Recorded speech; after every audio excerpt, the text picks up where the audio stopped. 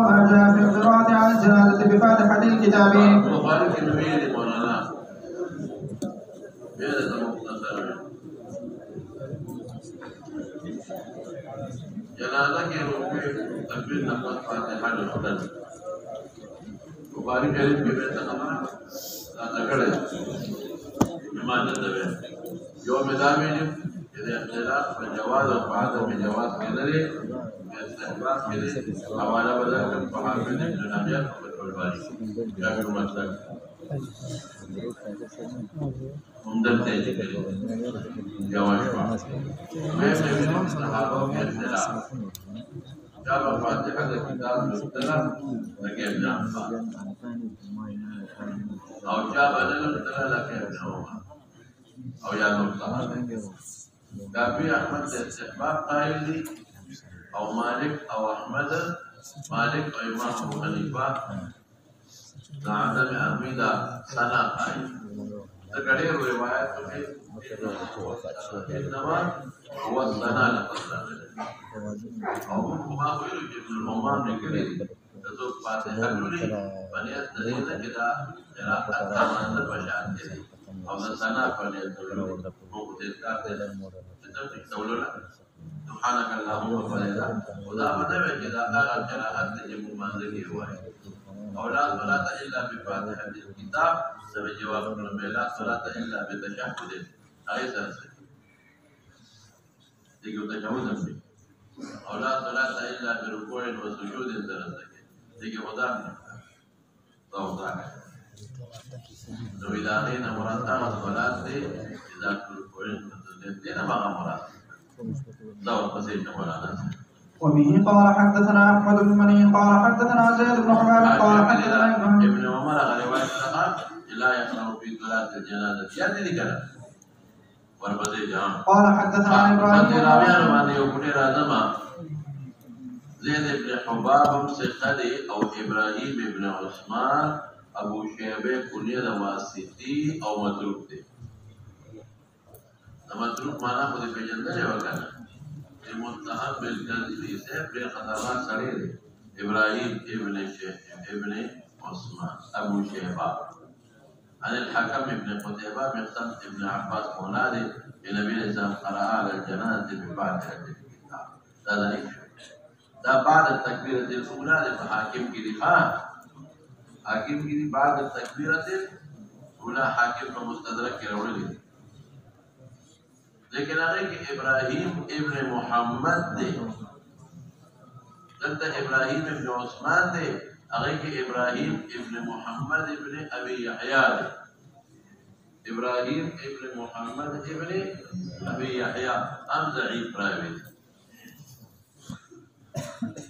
ترب جاپی سے مدرسے قہوی اور جماہیر کے سبے ٹوڑے ضعیف ضعف وفي الباب عن أم سليم ابن ماجه كده أم ضعيف ابن ماجه كده أم ضعيف صرف دايا وروايات رسول روات دي دغه گزاره کوي ها قال ابو عيسى حديث ابن عباس رضي الله تعالى عنه حديث ليس اسناده بذلك ابراهيم بن عثمان وابو شيبة الواسطي ومنكر الحديث والصحيح عن ابن عباس متروك وتويل ها قوله من السنة القراءة على الجنازة بفاتحة الكتاب. قول ابن عباس ومامير ابن عباس الصحابي من السنة هو يدرس إشارته خبرتك ها وبه قال حدثنا محمد بن بشار تو انصاف نکارا ہنسائی کے حدیث سے یہاں پہ کہ قدا مصبت پہ کسکارا ہوئے تو جماہیر وہی صرف ابن عباس جو ذلك پہ جانے ثابت ہوتا اذا مصبت پہ ذکر نسائی کی نظرین اٹھا آگا کتاب حوالہ رکھوں کہ نظر اختلاح کرتے ہیں ونسائی کی لغی کے لیے کہ قرأ سرا فی نفسه قرأ سرا فی نفسه نسائی کی او حاکم پر مستدرک کے سوائے کہ جہر بہا پر فاتحہ ابن عباس ہے جہر بہا ابن عباس ثم قال حاکم پر مستدرک کے لیے جہر بہا ابن عباس ثم قال إني جهرت لتعلموا أنها سنة. إني جهرت لتعلموا أنها سنة. ما جهر بدي وجهه جتاز کوئی جگہ رسول پتہ لگے کہ اصل حکم جہر نہ دے کب جہاں. وبه قال حدثنا محمد بن بشار قال حدثنا عبد الرحمن بن مهدي قال حدثنا سفيان عن سعد بن ابراهيم عن طلحه بن عبد الله بن عوف ان ابن عباس صاحب دلیل الوتا او بعض شوافع جهل آئے قوم ورد استحباب دا افضلیت انا ذکر جهل فرض واجب شوکانی او بعض شوافع وی جهل مکه افضل ہے. أن ابن عباس رضي الله تعالى عنهما صلى على جنازة فقرأ بفاتحة الكتاب فقلت له فقال إنه من السنة ومن تمام السنة. قال أبو عيسى هذا حديث حسن صحيح والعمل على هذا عند بعض أهل العلم من أصحاب النبي صلى الله عليه وسلم يختارون أن يقرأ بفاتحة الكتاب بعد التكبيرة الأولى وهو قول الشافعي وأحمد وإسحاق. وقال بعض أهل العلم لا يقرأ في الصلاة على الجنازة إنما هو الثناء على الله والصلاة على صلى الله عليه وآله وسلم والدعاء للميت وهو قول الثوري وغيره من أهل الكوفة. باب كيف الصلاة على الميت والشفاعة له. وبه قال حدثنا أبو كريم قال حدثنا عبد الله بن المبارك ويونس بن بكير عن محمد بن إسحاق عن يزيد بن أبي حبيب عن مرثد بن عبد الله بن يزيد ثقة فقيه ولما بيرك فقيه زويما مجتهد بدي مرادي.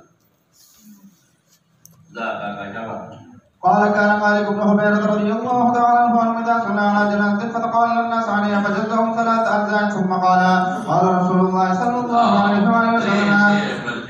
من صلى عليه 3 صفوف فقد أوجبه في الباب عن عائشة. پیغمبر مبارک مقصد تکثیر دے خدای ظاہر کے دغه دراشا کا خلق کم دي نو شکل د دیو صاحب وجو شکل د جا وجو کم د دیو صاحب ورپسې جا. وفي الباب عن عائشة وأم حبيبة وأبي هريرة وميمونة زوج النبي صلى الله عليه وسلم. وجه تلاوت قرآن شریف کے یا دعا کے شروع جانے او ایک فإن لم تكن فتبارك شکل د جا جوړ کے شابته. وفي الباب عن عائشة وأم حبيبة وأبي هريرة وميمونة عائشة ومسلم شریف کے ام حبیبی راتنا نماز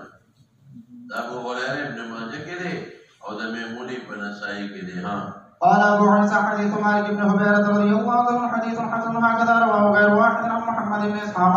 وروى ابراهيم بن سعد عن محمد بن اسحاق هذا الحديث وادخل بين مرتد ومالك بن حبيرة رضي الله تعالى عنه رجلا وهو رواية هؤلاء صح عندنا.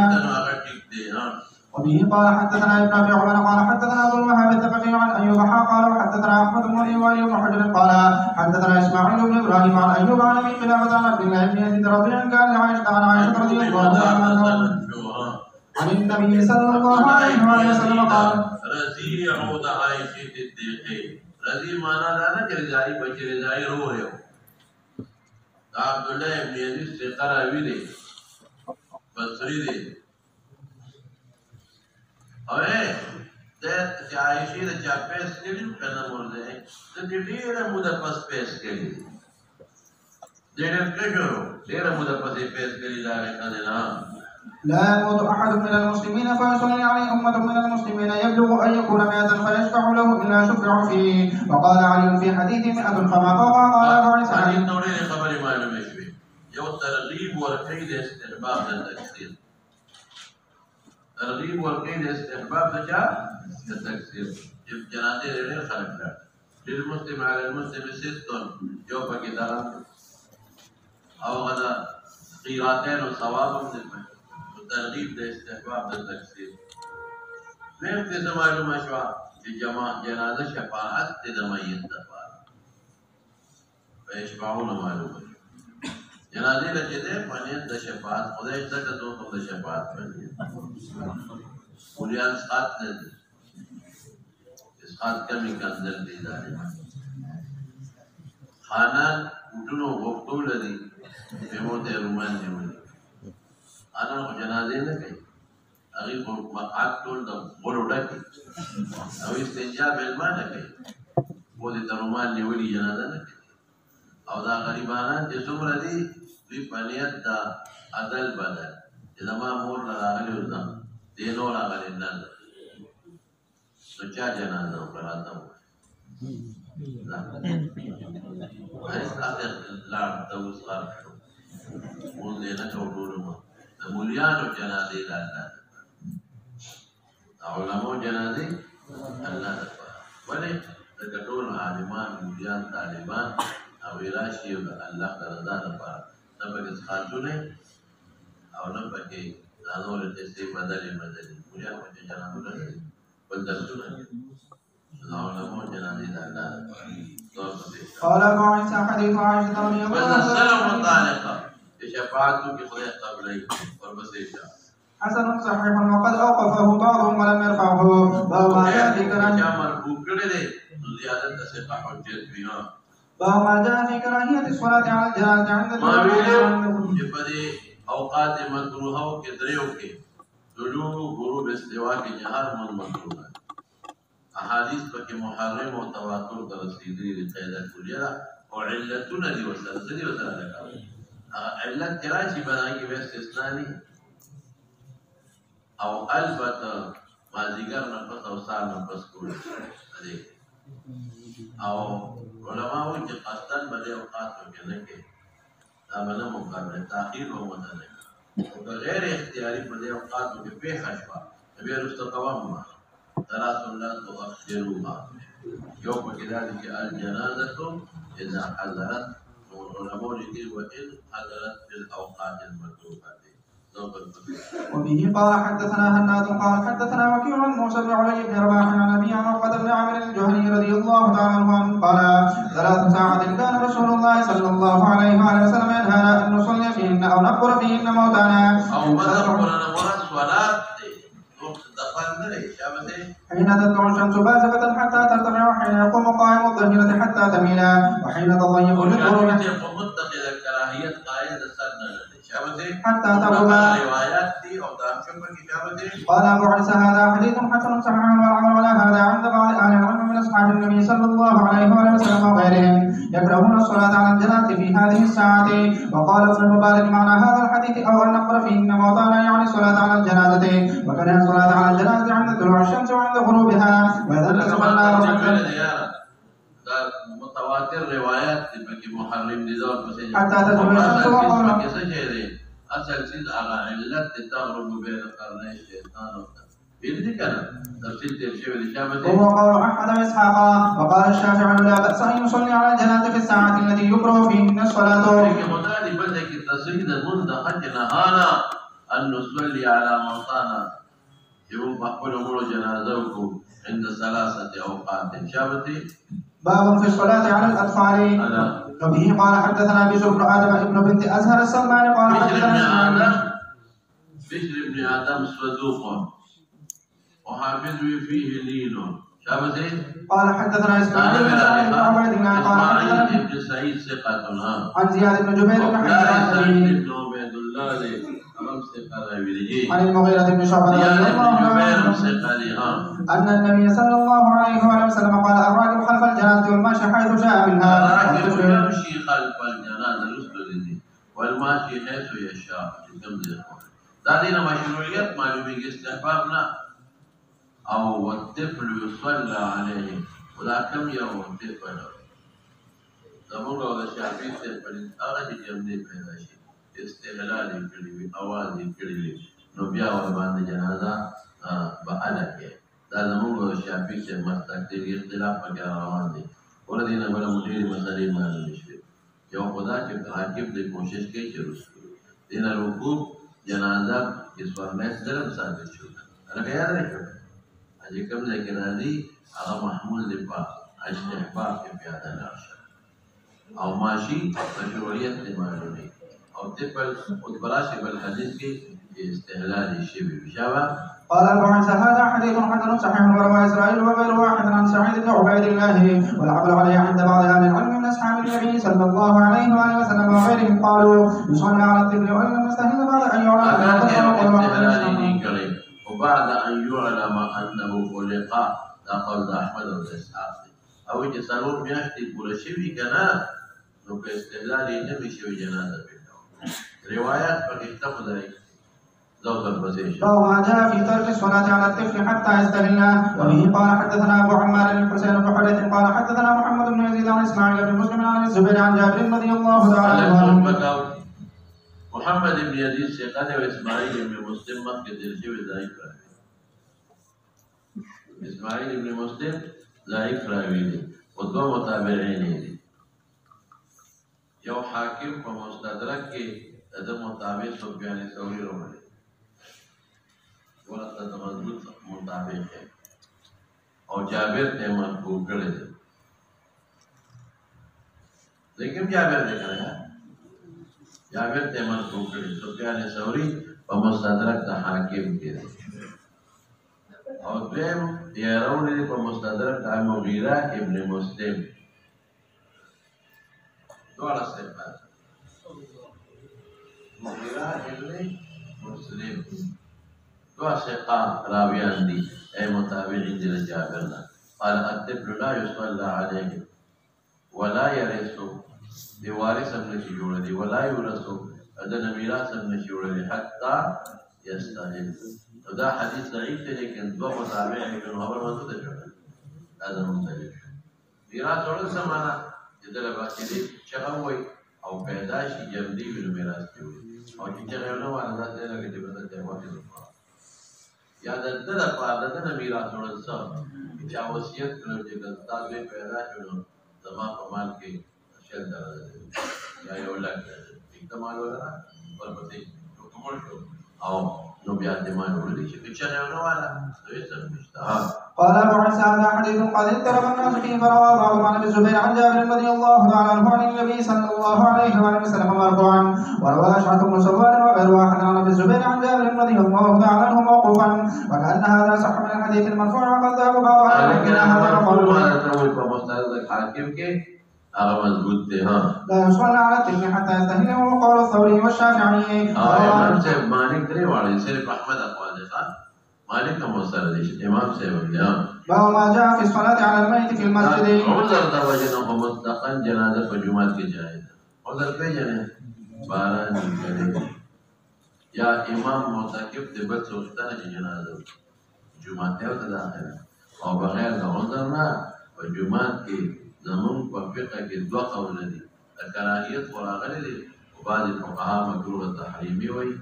بعض تنزیهی راجح ذلك مكروه التنزيل خلاف الاولاد ذو صلاه.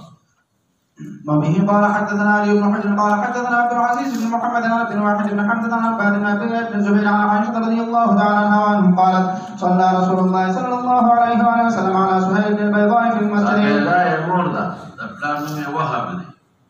سهيل بن وهب بيضاء يمر في المسجد كان درا لیکن ان سوائے دا پیغمبر مبارک معتکف ذکر کړی دی حدیث کې راځي چې رسول الله مبارک په جنازې ټولې جمعات نه بار کړي حالانکه د مسجد نبوي د مول فضیلت خو یو په زر دی یا 50 ده ولې د او حاشیه کې دی راځي ابو هريره روایت په ابو داود کې دی من صلی علی جنازه په المسجد فلا شيء یعنی او دویم راځي په موطا کې لا يصلى على الجنازة في المسجد وبل بلغنا عن ابي هريره او ظهر قصيش ابن الخبر. قال ابو عيسى هذا حديث حسن والعمل على هذا عند بعض اهل العلم. قال الشافعي قال مالك لا يصلى على الميت في المسجد وقال الشافعي يصلى على الميت في المسجد واحتج بهذا الحديث. باب ما جاء حين يقوم الامام من الرجل والمرأة. وبه قال حدثنا ابو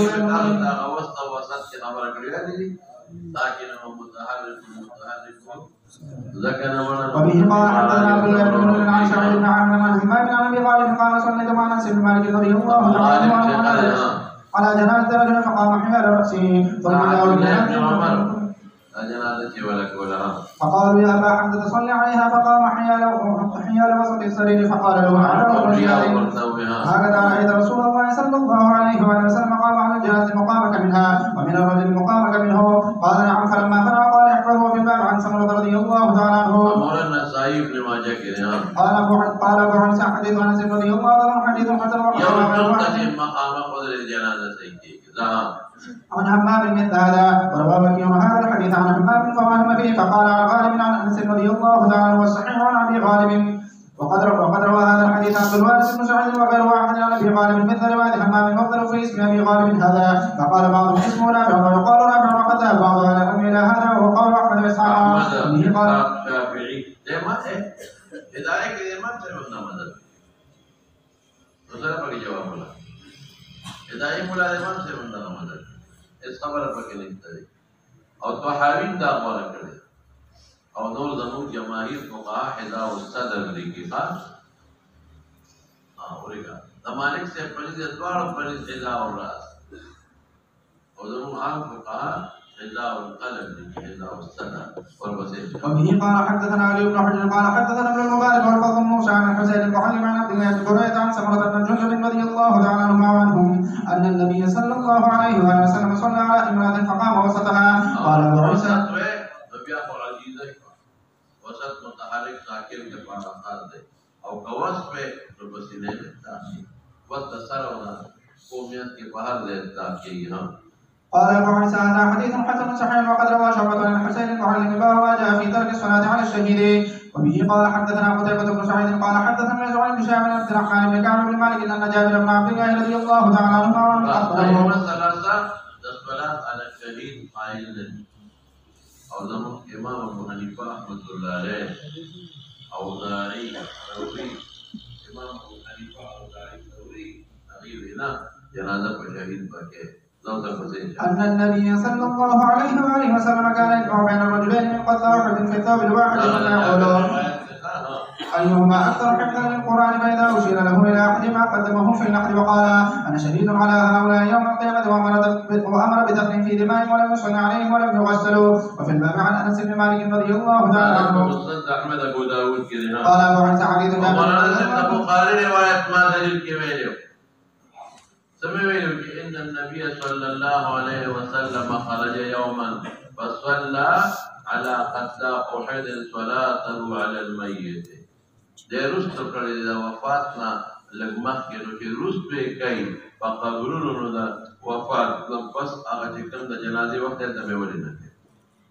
دلالت سره معلومه یاد لري دا خبر او دوی مې راځویلو بیا درته وایم حاکم وروړي د حضرت انس روایت ده اثر نوٹ حاکم په مستدرک کې وروړي د چا روایت ده د حضرت انس ولم يصلي على احد من الشهداء غير حمزه ولم يصلي على احد من الشهداء غير سبب د حمزه په شان جنازه په بچانه ده شوی په نور یو ځل شوی ده او په متعدد شوی او دلیل ورخه د جابر روایت په مستدرک د حاکم کې شابه نوٹ کا جابر روایت ته په مستدرک د حاکم کې رجال صحیحین ثم جيء بحمزه فصلى عليه شابه ثم جيء بحمزه فصلى عليه او د ابن عباس قول په ابن ماجه کې ابن عباس قول په ابن حدیث ته بالکل اوتیه بهم رسول الله صلی الله علیه وسلم یوم احد اوتیه بهم راتل شو بدوی نبی علیہ السلام تا اوتیه بهم راتل شو بدوی تا اوتیه بهم رسول الله صلی الله علیه وسلم وجعل يصلي على عشرة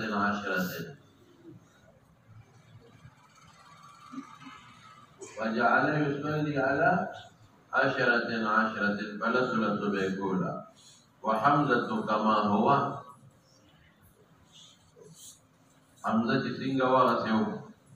يرفعون وهو كما هو موضوع يرفعون وهو كما هو موضوع ما جاء يقول هذا مثبت او نافي के تعارض राशि ज्यादा मुतजदीद वर्णों مثبت او کته ویلا د قرآن اخبار تیر په ماشوم ولیکي د غلابیا کته حقوق د الله د بندې په پاتې لري مؤاخذه مکیږي ماشوم له کوي څه زور بسيشة. قال أبو عيسى حديث جابر رضي الله عنه حديث حسن صحيح وقد روي هذا الحديث عن الزهري عن أنس رضي الله تعالى عنه عن النبي صلى الله عليه وآله وسلم وروي عن الزهري عن عبد الله بن ثعلبة بن أبي سعيد رضي الله تعالى عنه عن النبي صلى الله عليه وآله وسلم منهم من ذكروا عن جابر رضي الله تعالى عنه وقد اختلف عن العلم في الصلاة على الشهيد فقال بعضهم لا يصلى على الشهيد وقول أهل المدينة وبه يقول الشافعي وأحمد وقال بعضهم يصلي على الشهيد واحتج بحديث النبي صلى الله عليه وآله وسلم أنه صلى على حمزة رضي الله تعالى عنه. وهو مسند حاكم حوالة ذكر أو في ابن ماجه. وهو قول الثوري وعن الكوفة وبه يقول إسحاق باب ما جاء في الصلاة على القبر. ما سبيل فلا سقبا لكن كمل في جنازة خطي بكل شيء يبدأ أو پیغمبر مبارک کړه یې خصوصیت او بیا چې عمر به جنازه خطي څونه مو دې پورې واکې دا ګوډي د جیبي فرق مې دا کړو کنه هذا مو څه څه کنه. وبه قال حدثنا احمد بن مني قال حدثنا شيخ قال اخبرنا الشيباني قال حدثنا شعبان سليمان بن ابي سليمان الشيباني سليمان ابن ابي سليمان وسكر ابي من راى النبي صلى الله عليه وآله وسلم وراى قبرا منتبذا فصف اصحابه فصلى عليه فقال صحابي ويلي الصحابي هو مجهول شو جهالة الصحابة وسنقصان اليوم. من أخبرك فقال ابن عباس رضي الله عنه. وفي الباب عن أنس وبريدة ويزيد بن ثابت وأبي هريرة وعامر بن ربيعة وأبي قتادة وسهل بن حنبل رضي الله عنه. رسول الله صلى الله عليه وسلم قال. وفي الباب عن أنس وبريدة. مستند بازار كده. أو دا يزيد بن ثابت ده ابن ثابت رو ده تیر شوی ده کنه مستند ده بولیده په بیحقی کې سنن کبرا ده بیحقی او ده یزید ابن ثابت ده ابن ثابت رو ده زواری مستند احمد کې ده او نسائی کې ده ده ابو هريره په بخاری مسلم کې ده ده عامر ابن ربيعه ابن ماجه کې ده دا ابو قتاده بهقي کې سنن کبرا او دا سهل ابن حنيف ومصنف دا ابن ابي شيبه کې دا. قال ابو عيسى حديث ابن عباس رضي الله تعالى عنه حديث حسن صحيح ونحمل على هذا عند اكثر اهل العلم من اصحاب النبي صلى الله عليه وسلم وغيرهم وهو قول الشافعي واحمد واسحاق وقال بعض اهل العلم لا يصلى على القبر وهو قول مالك بن انس وقال ابن المبارك لا دفن الميت مطلقا نوعي مالك وامام سبيوزيد وما تفسير ذاته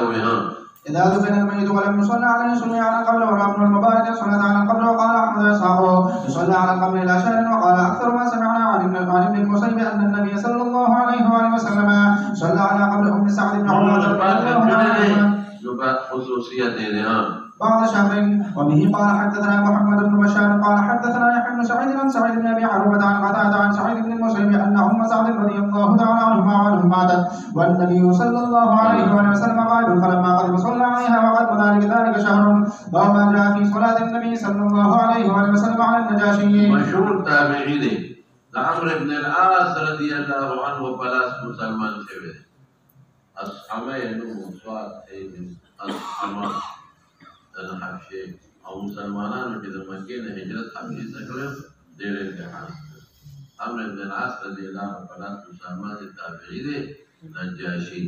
او صلات علی الغائب کی خبر یاد ده شافعي او احمد وی جائز ده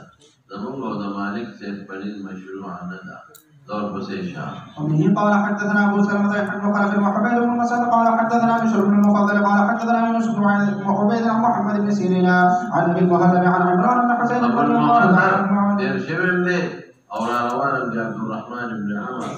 دينهم لها. قال لنا رسول الله صلى الله عليه وآله وسلم إنا خافوا النجاشي قد مات فقوموا فصلوا عليه. قال فقمنا فصففنا كما يصف على الميت وصلينا عليه كما يصلى على الميت. وفي صبر کوا حاشیه کې د مشتق ماویلی ودته ابن عباس چې کوشش پر النبي صلی الله علیه وسلم عن سریر النجاشی یاته اتراه وصلى عليه او دقه سے حافظ ابن حجر دغه حواله کې بغاری قاری بن قات ورکړل او دقه سے حافظ ابن حجر فتح الباری کې راوړل بالکل حافظ ابن حجر فتح الباری کې راوړل یاد لرئ پیغمبر لیدل او بل سعید ابن حبان کې د عمران ابن حسین سعید ابن حبان کې د عمران ابن فيه لفظ نووب الحديث ته فقام وصفوا خلفه قام وصفوا خلفه وهم لا يظنون الا جنازته بين يديه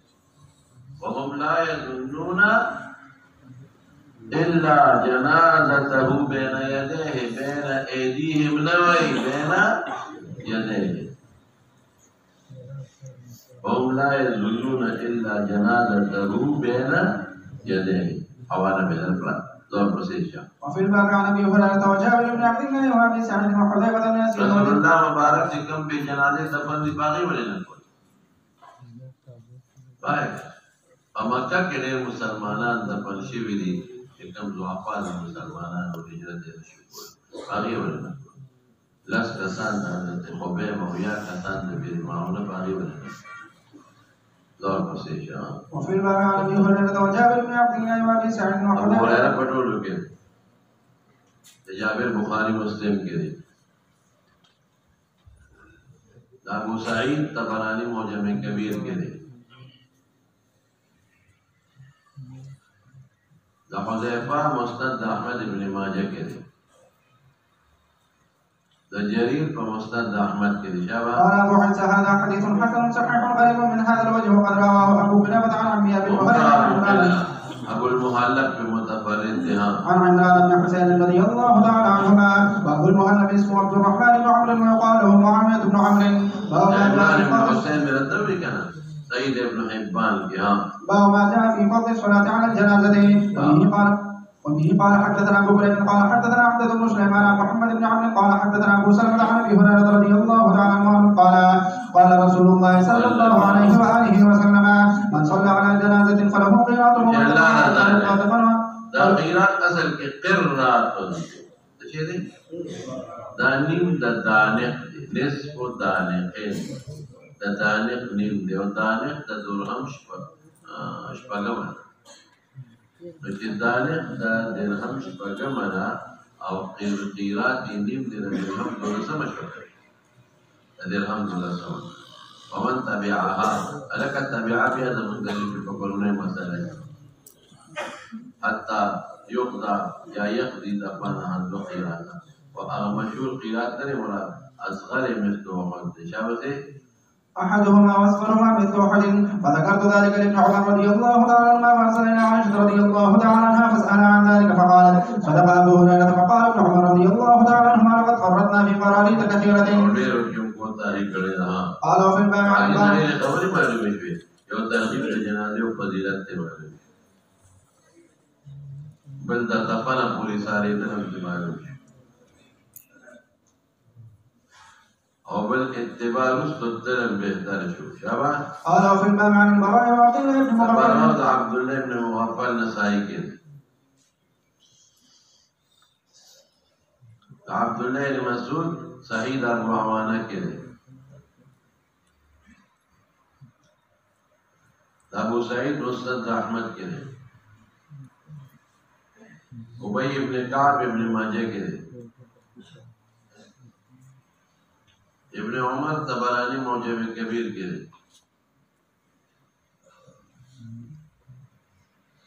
صوبان پر مسلم شریف کے قال ابو عيسى حديث ابي هريره رضي الله عنه حديث حسن صحيح مروي عنه من غير وجه باب اخر وبه قال حدثنا محمد بن بشار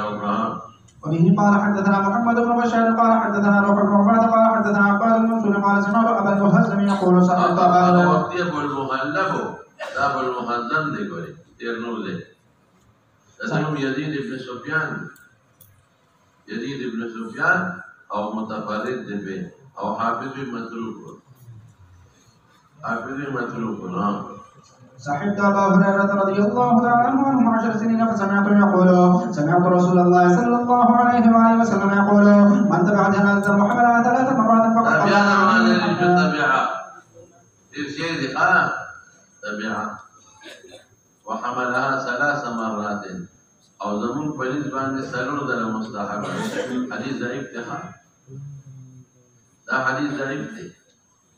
او د زما دلیل خو په وره کنه ابن ماجه کې د ابن مسعود سند مضبوط دی ابن ماجه کې د عبد الله ابن مسعود روایت دی هغه کې من اتبع جنازه من اتبع جنازه فليأخذ بجوانب السرير كلها من اتبع جنازة فليأخذ